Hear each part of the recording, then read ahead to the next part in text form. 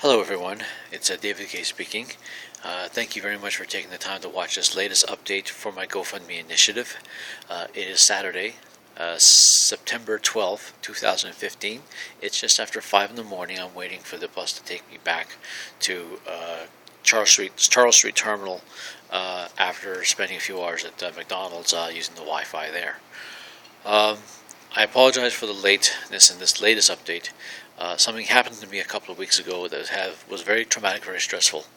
I couldn't really enunciate it as to what happened in both my blog and in a video update, but I felt because it does pertain to the reason why I need to get off the streets and why I need to get a full-time job and get educational training so I can be a productive member of society, I decided after much consideration and deliberation that I should share this video with you.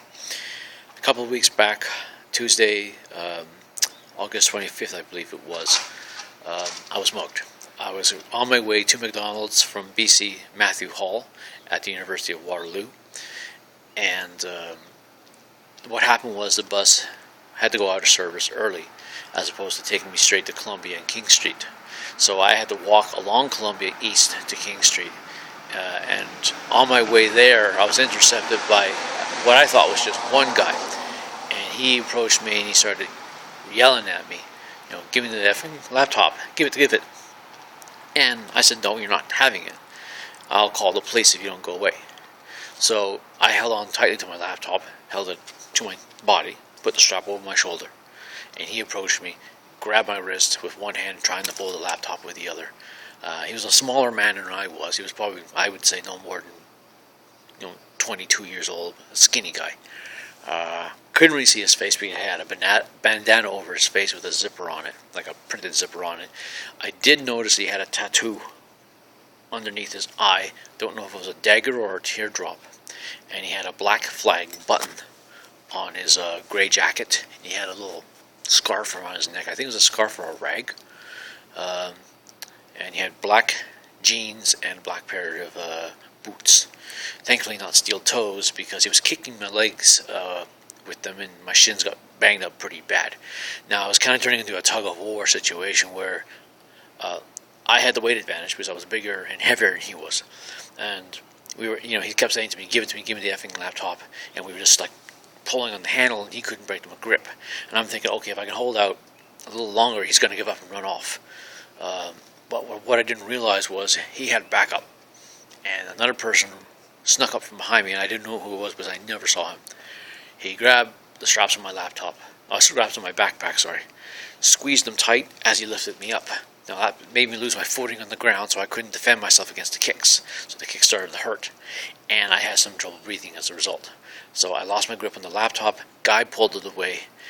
He screamed at the other guy, "Go!" And the other guy put me down, threw me to the ground, and both of them ran off. So I'm lying on the ground, my laptop is gone, my legs are killing me, and I'm rolling up my pant leg saying, please don't let me see any bones there, because I thought the kicks were like pulling away the skin from my bones. And I looked at my shins, and as you will be able to see on my blog at davidallengay.wordpress.com, later this morning, once I type the official long version of this video, you will see some photos about what my legs looked like on that night, and they were very bloodied and very scarred. So a word of caution before you actually click that link on my blog, please be advised that there's going to be some graphic images of my legs being really banged up. Now mind you, that was 2 weeks ago, maybe 2 weeks ago, and I couldn't really talk about it, and I was terrified and I couldn't sleep. And so I'm dealing with a homeless situation, and now I'm dealing with the fact that I was also mugged and robbed. So I lost my laptop. I had to buy a new laptop, which cost me $350. I was in pretty bad shape, and the only good thing that came out of this was it motivated members of my family to realize that this was a very dangerous situation for me to be in, and they decided to take it upon themselves, bless them for that, to find me a place to stay for the winter time, for now, so that I would not have to live out in the streets. Now, what does this basically mean? Does this mean that my GoFundMe initiative is over? That everything is fine, I've now got a place to stay? Absolutely not.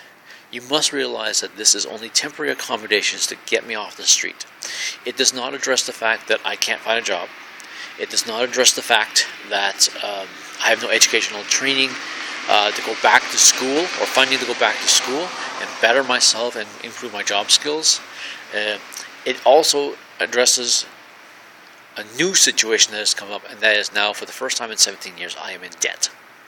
I'm close to about, if I do my calculations correctly, maybe $700, $800 in debt right now, for the cost of the laptop and also some extraneous stuff that happened during the month, because I was out in the homeless situation for almost 6 weeks, which is one of my longest breaks ever.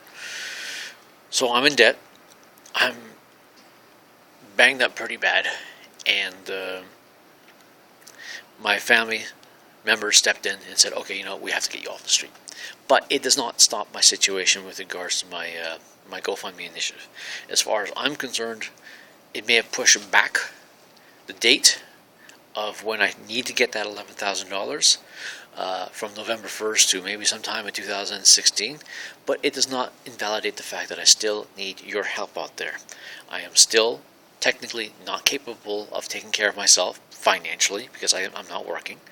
I don't have any job skills.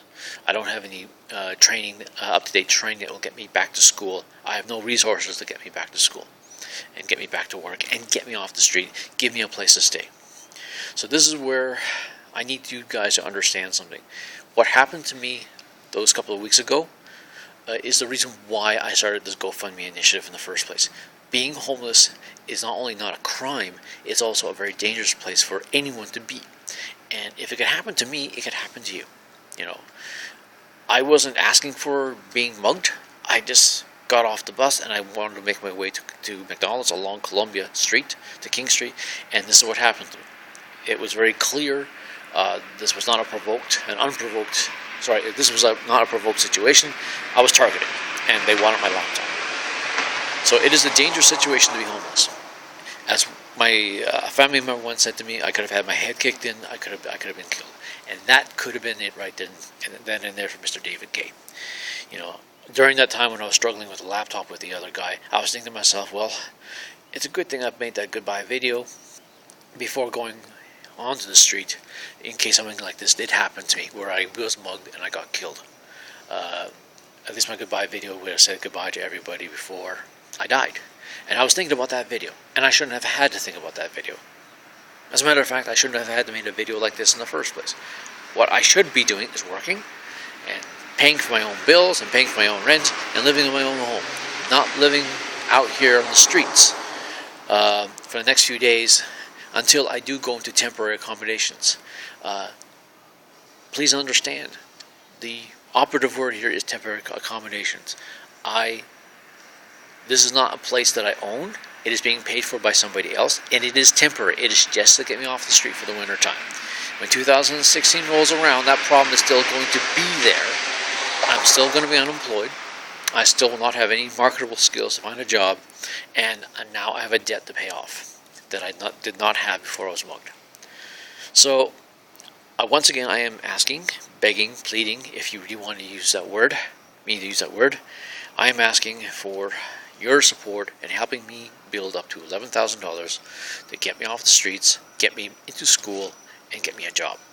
I'm not asking $11,000 from one person. I'm asking for one loonie or a dollar for each of the 11,000 people out there in social media land and the blogosphere, or 50 cents for 22,000 people, or a dime for 110,000 people. Right now, thanks to your generous support, I am up to 50. That's a good start, but I still have $10,950 to go. And while I now have temporary accommodations as of this coming Tuesday of next week, please understand, this does not mean that my initiative is over. This does not mean that my situation is less important. I still have a situation where I am not self-sufficient financially, and I can't depend on people for the rest of my life. I'm over 50 years old. I should be able to take care of myself. I used to be able to take care of myself before the recession came, jobs recovery came, and the edge of austerity came upon us all. I am meaning to change this. The fact that I have temporary accommodations and what has happened to me from the mugging does not invalidate my cause. Please do help me out here. Send this information to as many people as you possibly can.